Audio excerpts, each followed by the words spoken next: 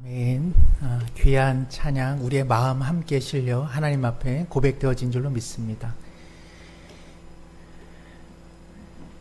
어지러운 세상 가운데에 우리를 예배의 자리로 불러주신 하나님의 평강과 은총이 교회당과 그리고 삶의 자리에서 예배드리시는 우리 모든 성도님들 함께 하시기를 간절히 소망합니다. 이번 주 신앙은 연결이다 라고 하는 이전에 들었던 한 말이 많이 생각이 났습니다. 신앙은 고립을 피해 하나님과 서로에게 연결되는 연결점이라고 할 수 있습니다. 그런 의미에서 예배는 하나님과 연결되는 것이고, 같은 시간 함께 예배드림으로 우리는 공간을 초월해 서로가 서로에게 연결된다고 생각합니다. 비록 코로나19로 인해 예배당에서 얼굴 마주하고 예배드리지는 못하지만 이 시간 삶의 자리에서 예배드림으로 하나님께 연결되고 서로가 서로에게 연결되는 의미 있는 시간임을 꼭 기억하시면서 함께 경건한 마음으로 주의 말씀을 나누고자 합니다. 오늘 말씀은 나의 손으로 붙들고 붙들리라 라고 하는 제목으로 잠시 말씀을 나누고자 하는데요. 설교를 시작하면서 다음 4가지 경우 무엇으로 도움을 줄 수 있는지 한번 생각해 보시면 좋겠습니다. 어느 아이가 뛰어가다가 넘어졌습니다. 2번째 경우입니다. 어느 아주머니가 봉지에 과일을 담아 길을 건너다가 비닐봉지가 찢어졌습니다. 3번째입니다. 어떤 할머니가 손수레에 폐지를 가득 싣고 오르막길을 올라가고 있습니다. 4번째입니다. 폭우로 인해 집안이 침수되었습니다. 우리가 이처럼 어려움을 당한 사람들 무엇으로 도와줄 수 있을까요? 여러 가지 있겠지만 가장 손쉬우면서도 가장 유용한 도움은 바로 손의 도움입니다. 우리는 이 양손으로 넘어진 아이를 일으켜 세울 수 있고, 찢어진 봉지, 널브러진 사과를 함께 주워 줄 수 있습니다. 할머니의 인생과 같은 무거운 삶의 손수레를 우리는 뒤에서 이 손으로 밀어줄 수 있고, 그리고 침수된 이웃의 슬픔과 그리고 이웃의 가재도구를 닦아내고 햇볕에 말려줄 수 있습니다. 손이라고 하는 것은 참 도움을 주는 유용한 신체 기관입니다. 사람이 누군가를 돕기 시작할 때에 그 손에는 힘이 있고, 그리고 그 손 때문에 누군가는 살아갈 힘을 얻습니다. 야구에는 스티브 블레스 증후군이라고 하는 용어가 있습니다. 이전까지는 어려움 없이 잘 해냈던 일을 어느 한순간부터 잘 해내지 못할 때에 스티브 블레스 증후군이라는 말을 사용합니다. 스티브 블레스, 이것은 1964년부터 1974년까지 미국 메이저리그 피츠버그 파이어리츠에서 뛰어난 투수로 활약했던 그의 이름입니다. 그는 피츠버그의 영광스러운 승리를 자주 안겨주었고 1972년에는 19승 8패의 뛰어난 성적으로 올스타에 뽑히는 영광도 누렸습니다. 그러나 이듬해 그는 별다른 이유도 없이 공을 포수에게 던지지를 못했습니다. 공 자체를 글러브에서 빼내지 못했고 그는 포수에게 공을 던지지 못하는 슬픈 삶을 보내게 됩니다. 그는 끝내 은퇴하고 말았습니다. 그의 이름을 따서 스티브 블레스 증후군, 잘해오던 일을 일순간 전혀 해내지 못하는 사람들, 그들을 향해 이렇게 말합니다. 그의 손에는 강력한 제구력이 있었지만 그의 손에서 제구력이 사라지는 날, 그리고 그의 마음에 불안이 엄습하는 날, 그는 잘해오던 것을 전혀 잘하지 못하게 된 것이죠. 우리의 손을 보시면 어떻습니까? 우리 손에는 힘이 있습니까? 혹시 요즘 여러 가지 사회적 일, 그리고 코로나19로 인해 우리의 손도 풀려 있고 맥도 풀려 있고 넋이 나간 것은 아닙니까? 일이 손에 잡히기는 하십니까? 손 쓸 새도 없이 마음의 힘이 무너지고 있지는 않습니까? 누군가 내 손을 잡아줬으면 하고 기다릴 뿐 내 손으로 땅을 짚고 일어날 힘조차 없는 것은 아닌지요.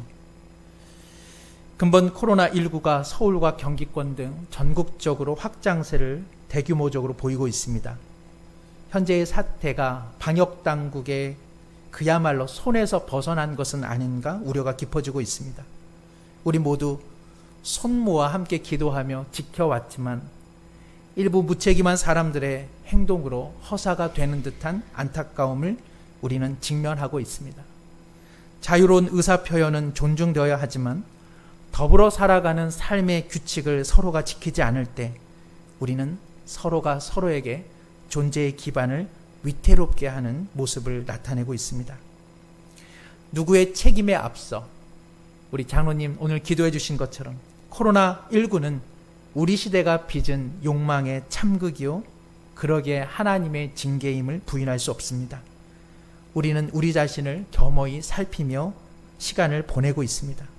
그러나 살아가는 현실의 삶은 어렵기에 삶의 바닥에 주저앉아 있을 수만은 없습니다. 일어설 수 있는 힘, 일어설 수 있는 손, 힘이 되어주는 손, 붙잡아주는 손이 요즘 얼마나 우리에게 절실히 필요합니까? 묻고 싶습니다. 우리에게는 그 손에 힘이 있습니까? 우리에게는 그 손에 능력이 있습니까? 예기치 않은 상황 속에서도 여전히 버텨낼 수 있는 손, 여전히 일어설 수 있는 손, 나를 붙잡아주는 손이 있습니까? 오늘 본문 이사야 41장 10절에 하나님께서는 이렇게 말씀하십니다. 두려워하지 말라, 내가 너와 함께함이라. 놀라지 말라, 나는 내 하나님이 됨이라. 내가 너를 굳세게 하리라. 참으로 너를 도와주리라. 참으로 나의 의로운 오른손으로 너를 붙들리라. 두려워하지 말라고 하십니다. 두려운 상황이라는 것이죠. 놀라지 말라고 하십니다. 그러나 놀랄 만한 상황이 있다는 것입니다. 이사야가 예언하던 시대는 나라들이 확장되고 나라들이 충돌하고 나라들이 이합집산하던 그야말로 혼란의 시대, 불안의 시대였습니다. 심판과 징계의 시대가 난무하였습니다. 우리 모두 태어나 한 시대를 산다면 누구도 이러한 시대에 태어나고 싶지는 않을 것입니다. 두려움이 가득했고 매일의 충격으로 혼란에 빠진 시대였습니다. 강국 아수르가 분노의 막대기로 이 나라와 저 나라를 제압하였고 아수르에 대항하기 위해 약소국들이 할 수 있는 연맹이 분주히 이루어졌습니다. 살아보고자 자구책을 마련했지만 다 허망한 시도였습니다. 저마다 힘이 필요한 시기이기에 모자르면 모자른 대로 손을 모으고 손을 보태고자 함께 마음을 모았습니다. 이스라엘은 아수르에게 손을 빌렸습니다. 그리고 애굽에게도 손을 빌렸습니다. 도와달라고 하였지만 그 어떤 손도 이스라엘을 붙잡아 주지 않았습니다. 저마다 살길 바쁜 손이었고 배반의 손이었고 그리고 폭력의 손이었습니다. 웅벽진 곳에 위치한 변방 이스라엘에게는 다른 손이 필요했습니다. 진실로 붙잡아 주시는 손, 진실로 붙들어 주시는 손, 진실로 의지할 수 있는 손이 필요했던 것입니다. 사랑하는 성도 여러분, 오늘 이 시대 우리에게도 이와 같은 손이 필요하지 않습니까? 이러한 손이 있어야 우리 살아갈 수 있지 않겠습니까? 2005년 네팔의 촐라체라고 하는 한 산봉우리에 등정팀이 도전했습니다. 해발 646,440m. 산악인이었던 박정원 씨를 비롯한 일행은 촐라체 등정을 무사히 완수하고 하산하던 중이었습니다. 그런데 박정원 씨의 줄에 묶인 후배 산악인이 그만 크레바스에 빠지고 말았습니다. 크레바스는 빙벽 사이에 천길 낭떠러지를 의미하는데 이 천길 낭떠러지로 끊임없이 후배가 내려가기 시작하는 것이죠. 크레바스에 빠진 후배를 박정원 씨는 2시간 동안 결코 놓지 않았습니다. 손가락은 마비가 오기 시작했습니다. 그러나 자기 몸에 매달린 살아는 후배의 삶의 끈을 그는 결코 놓지 않았습니다. 영하 20도, 영하 30도를 오르내리는 그 차가운 시간 속에 100kg에 육박하는 동료와 그 무게를 그는 놓지 않았습니다. 그의 손은 생명을 붙잡았고 서로가 서로를 놓지 않았습니다. 찢어지는 고통이 있었습니다. 그야말로 사느냐 죽느냐는 절체절명의 위기였습니다. 극적으로 구조되었습니다. 그러나 이 일로 인해 박정원 씨는 8개의 손가락과 그리고 2개의 발가락을 잃어버리게 됩니다. 고통 중에도 선배 산악인이 한 후배의 손을 끝까지 붙잡았기에 그 후배는 살아날 수 있었습니다. 사랑하는 성도 여러분, 나보다 강한 손이 필요합니다. 나보다 강한 손이 우리를 붙잡아 줄 때 우리는 포기하지 않고 하나님 주신 생명을 살아갈 수 있기 때문에 그러합니다. 오늘 본문 41장 8절에 하나님께서는 이스라엘 백성을 향해 나의 벗 아브라함의 자손이라고 말씀합니다. 아브라함을 벗이라고, 친구라고 말씀합니다. 친구란 무엇입니까? 여러 정의가 있겠지만 어려울 때, 슬플 때 내 손 잡아주는 사람, 우리가 이 사람을 진정한 친구라고 말하지요. 삶을 살아가시면서 얼마나 이러한 친구를 두고 살아가고 계십니까? 인디언들은 이렇게 표현합니다. 친구란 나의 슬픔을 자기 등에 지고 가는 사람. 친구란 나의 슬픔을 자기 등에 지고 가는 사람. 이러한 친구를 갖고 있다면 인생 잘 산 것이고 행복하다 말할 수 있을 것 같습니다. 친구란 그래서 서로가 아픔의 공통분모를 갖고 살아가는 것이죠. 하나님께서 아브라함을 벗이라고 부를 때 어떠한 아픔의 공통분모가 있기에 이렇게 말씀하셨을까요? 바로 아브라함과 하나님은 아들을 잃어버리는 경험에 있어 공통분모를 갖고 있습니다. 아시는 것처럼 아브라함은 100세에 낳은 약속의 아들 이삭을 죽음 직전까지 내몰아야만 했습니다. 그가 손에 칼을 잡았을 때, 그리고 그 칼로 이삭을 내리칠 때에 비로소 하나님은 그의 손을 막으셨습니다. 오랜 시간이 흘러 이제는 하나님께서 그의 아들을 버려야 할 입장에 놓이게 되었습니다. 아들을 잃어버리는 고통이 무엇인지 잘 알기에 하나님께서는 아브라함의 손을 붙잡아 주셨습니다. 그러나 하나님께서는 우리를 살리시기 위해 사랑하는 아들 예수님의 손을 놓치셨습니다. 하나님께서는 이사야 49장 16절을 통해 이와 같은 일을 이렇게 말씀해 주셨습니다. 내가 너를 내 손바닥에 새겼다. 사랑하는 성도 여러분, 우리를 붙잡아주고 계시는 하나님의 손, 그 하나님의 손바닥에 우리가 새겨져 있다고 하나님 말씀하고 계십니다. 손에 무엇인가를 새길 때에, 그리고 우리의 이름이 명백히 하나님의 손바닥에 새길 때에 그것은 아픔이요, 그것은 희생입니다. 십자가의 순환으로, 십자가의 고통으로, 십자가의 보혈로 우리를 하나님께서는 그의 손바닥에 새기지 않으셨습니까? 손바닥에 새길 때는 상처가 납니다. 피가 흐르고 참을 수 없는 고통이 동반됩니다. 그러므로 우리를 붙잡아 주시는 하나님의 손은 사랑의 손이요, 치유의 손이요, 살아갈 수 있는 힘이요, 생명의 능력이 되는 줄로 믿습니다. 우리 모두 이 손을 붙잡으며 살아가고 있습니까? 우리의 손은 무엇을 의지하며 살아가고 있습니까? 유튜브에 삼류복서 아버지와 아들이라고 검색해 보시면 영상 하나를 보실 수 있습니다. 아마 많이 보신 분도 계실 거고요. 이 감동적인 이야기에 대해서 알고 계시는 분도 많을 것 같습니다. 예배가 끝나면 유튜브에 삼류복서 아버지와 아들 검색해 보시면 좋으실 것 같은데요. 내용이 이렇습니다. 링 위에 정식 경기를 한 번도 해보지 못한 삼류복서에게는 아들 하나가 있습니다. 어느 날 겨울 호숫가 근처를 놀러 갔다가 갑자기 이 아들이 사라진 것을 알게 되었죠. 아들이 어디에 갔을까? 아들의 이름을 불렀지만 아들을 볼 수 없었습니다. 이내 호숫가에 두터운 빙판 하나가 깨져 있는 것을 보게 되었고, 그리고 자기의 사랑하는 아들이 몸이 얼어가면서 빙판의 다른 곳으로 선선히 이동하고 있는 것을 알게 되었습니다. 그는 이곳저곳 빙판 위에 쌓인 눈을 흩어버리면서 결국 아들을 발견하게 됩니다. 그리고 그는 자신의 손으로 두터운 얼음판을 무수히 깨고 또 깹니다. 그의 손은 이미 피투성이가 되었지만 얼어가는 자신의 아들을 살리기 위해 그 두터운 빙판을 자신의 손 망치되어서 깨고 또 깨기 시작합니다.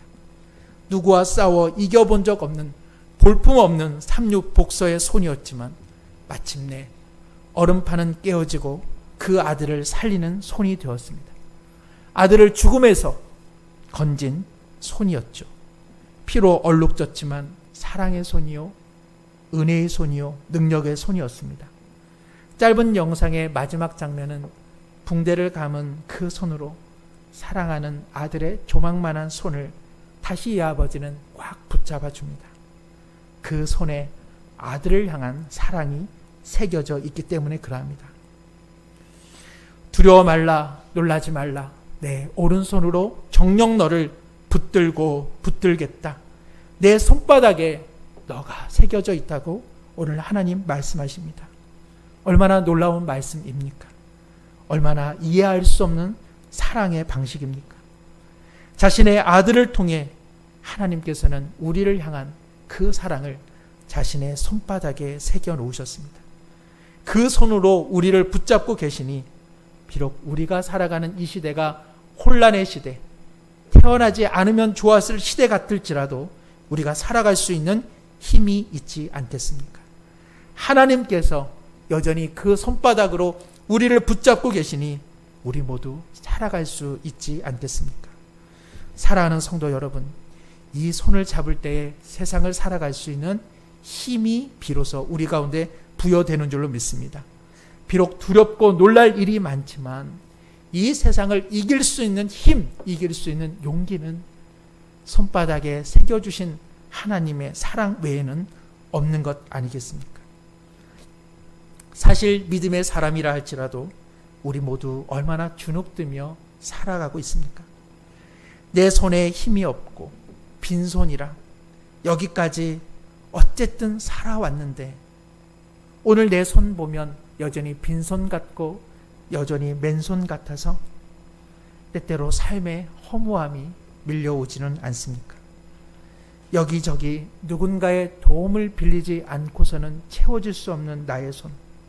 그래서 우리의 인생의 손은 때때로 저녁 강처럼 허무하고 적막하기까지 합니다. 그러나 사랑하는 성도 여러분, 우리에게는 다른 손이 있습니다. 바로 우리를 사랑하시는 주님의 손이 우리 가운데 있는 것입니다. 내 안에 없는 힘, 오직 밖에서부터만 얻을 수 있는 힘이 우리 가운데 있는 것입니다.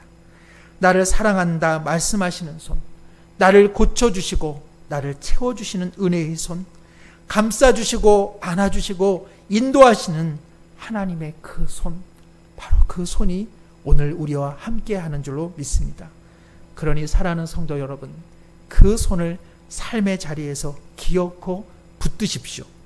붙들어주시는 그 손을 붙들 때에 우리는 살아갈 수 있습니다. 하나님께서 그 자신의 아들의 피로 새겨주신 그 손을 붙잡을 때에 우리에게 없는 힘을 비로소 경험할 수 있게 되는 것입니다. 이 붙잡아 주시는 주님의 은혜의 손을 누리기 위해서는 그러므로 우리 모두에게 믿음이 반드시 필요합니다. 하나님을 향한 전적인 신뢰 없이 우리는 그 손을 붙잡을 수 없습니다. 손을 잡는다는 것은 연결되는 것 아니겠습니까? 우리가 하나님의 그 손을, 우리를 붙들고 붙들어 주시는 하나님의 손을 우리가 붙들었을 때에 우리는 하나님과 연결이 되는 것입니다.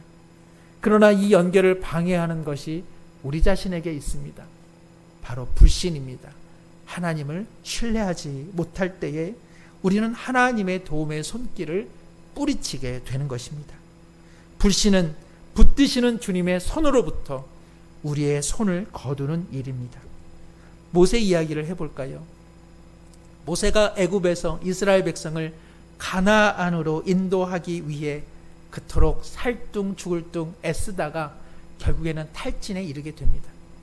지독하게 하나님의 말씀을 따르지 않는 이스라엘 백성들, 그 불순종과 불신에 그만 그 자신도 마음이 오염되고 말아버립니다. 모세는 어찌 보면 이스라엘 백성들과 하나님을 연결시키는 손의 역할을 해왔습니다. 그는 이제 자기의 한편의 손, 패역한 이스라엘 백성들과 연결된 손을 뿌리쳐버립니다. 그리고 하나님께서 불러주신 소명의 손도 그는 내려놓습니다. 그리고 그는 이렇게 말합니다. 주님, 나를 이만해서 이제 여기에서 죽게 해주십시오. 그의 침통한 호소에 하나님께서는 민수기 11장 23절에 이렇게 말씀하십니다. 여호와께서 모세에게 이르시되 여호와의 손이 짧으냐?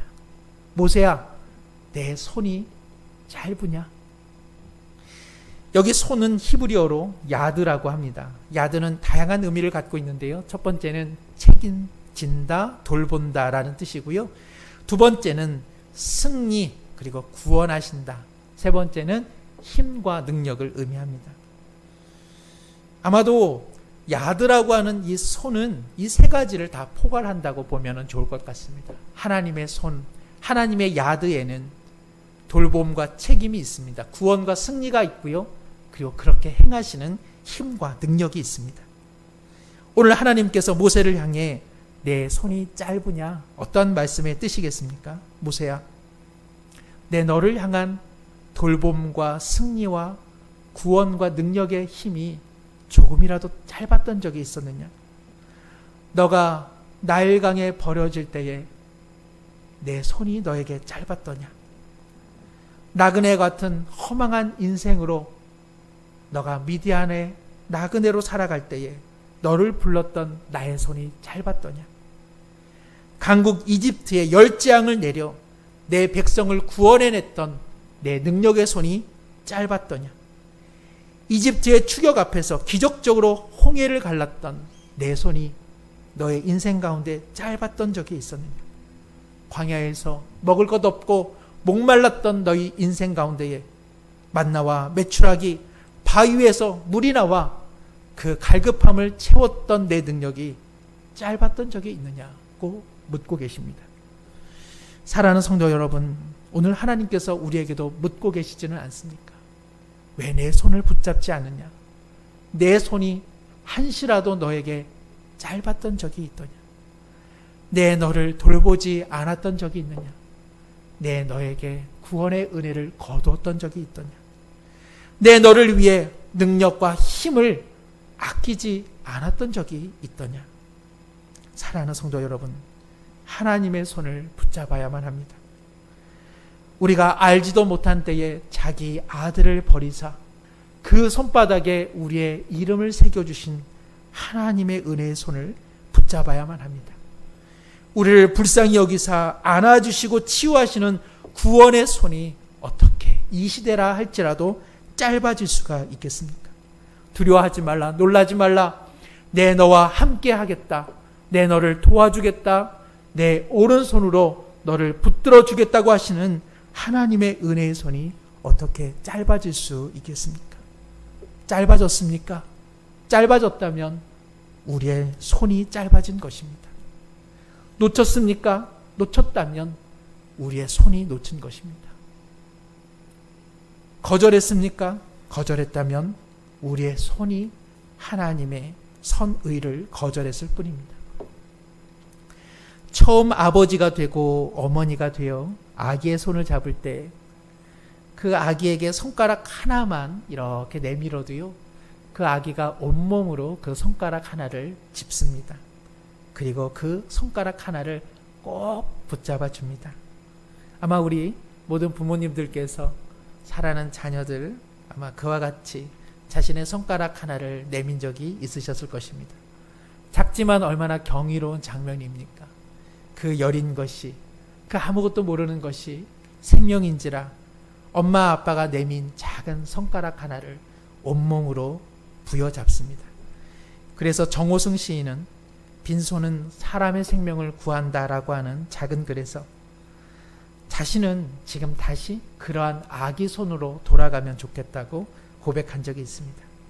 작은 손가락 하나, 온몸으로 붙잡는 그 거룩한 의존이 오늘 우리의 신앙에는 얼마나 필요합니까? 하나님께서 내미신 작은 손가락 하나, 하나님께서 내미시는 작은 손 하나, 그리고 그 손바닥을 우리 온몸을 향해 온몸으로 부여잡아야 되지 않겠습니까? 참으로 우리도 아기와 같은 마음으로 전적인 신뢰와 거룩한 의존으로 주님을 붙잡고 붙잡기를 소망합니다. 왜냐하면 하나님께서 인생의 크레바스에 깊이 빠진 우리를 향해 붙들고 붙드시기 때문입니다. 어찌 하나님의 손이 짧아지는 날이 있겠습니까? 사망의 천길 낭떠러지 그 절벽에 매달린 우리를 구원하신 능력의 손이 오늘 우리와 함께하는 줄로 믿습니다. 두터운 죽음과 고통의 얼음을 그 더운 피로 녹이시고 깨뜨리신 그 구원의 은총의 손이 우리와 함께하는 줄로 믿습니다. 하나님의 손은 결코 짧아지지 않을 것입니다. 금주 운전을 하면서 항해자라는 가스펠송이 생각이 나서 여러 차례 들었습니다. 이 가사로 오늘 말씀을 마치고자 하는데요. 가사가 이러합니다. 나 비로소 이제 깊고 넓은 바다 간다. 두려움에 떨고 있는 내 손을 주는 결코 놓치지 않으셨다. 나 비로소 이제 폭풍우를 뚫고 간다. 비바람에 흔들리는 나약한 나를 잡아주시는 그분, 나의 주님. 주님, 나를 놓지 마소서. 이 깊고 넓은 바다에 홀로 내 삶의 항해 끝이 되시는 주님, 나는 주님을 의지합니다. 나를 포기하지 마소서. 나 잠시 나를 의지하여도 내 삶의 항해의 방향을 주님 잡아 주옵소서. 사랑하는 성도 여러분, 이와 같은 은혜가 믿음을 갖고 주님의 손 꼭 붙잡고 살아가는 우리 모두에게 하나님의 은총으로 소망의 항해를 끝까지 완주하고 소망의 항구에 입항하게 되기를 간절히 소망합니다. 기도하겠습니다. 두려워 말라, 놀라지 말라. 내가 너와 함께 있어 굳세게 하리라. 참으로 나의 오른손으로 붙들고 붙들리라. 좋으신 하나님 아버지, 이처럼 우리를 붙들고 붙드시는 주님의 손을 붙잡고 붙잡는 믿음을 우리 가운데 더해 주옵소서. 나를 붙잡아 주시는 그 손을 의지하여 일어서게 하옵소서. 내게 없는 힘, 은총으로 임하는 주님의 사랑의 힘 의지하여 누군가의 손을 붙잡아 일으켜 주는 데까지 우리를 사용해 주옵소서. 그 사랑 붉은 피로 손바닥에 새겨주신 예수님의 이름으로 기도드리옵나이다. 아멘.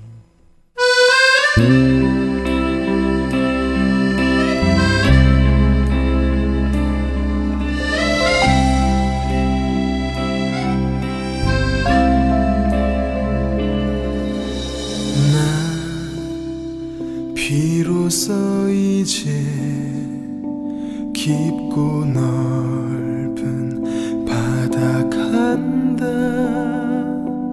두려움에 떨고 있는 내 손을 주는 결코